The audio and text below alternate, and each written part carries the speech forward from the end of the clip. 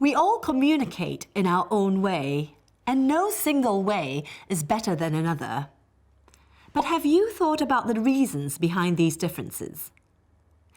Some people feel it's more important to protect and preserve the listener's feelings, and this will naturally lead to a better, stronger relationship.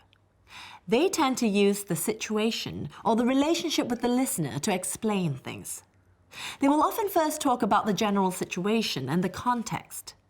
They tend to speak around the point. They use an indirect style of communication. Others value honesty and efficiency in their communication. This can also lead to better, stronger relationships. These people prefer to get straight to the point. They use a direct style of communication. But what happens when one style meets another? Well, those who communicate more indirectly can sometimes see direct communicators as being insensitive or rude. Direct communicators get to the point quickly, which might surprise or confuse indirect people.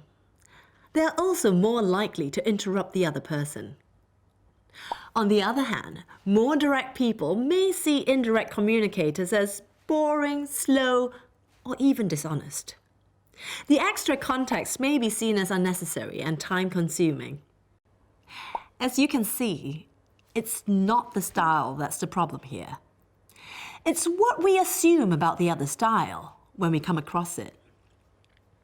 To be a good communicator, it's important to know your own style. Do you get impatient with other people when they are talking about things you feel are not relevant to the conversation?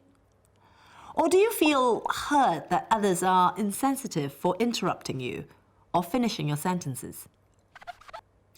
The next is to know the sorts of context your preferences are stronger in.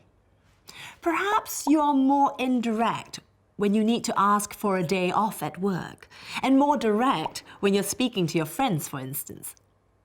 Professional, social, and cultural factors all play a role here. You also need to recognize whether the person you're speaking to prefers a more direct or indirect style. Listen to the way they're communicating.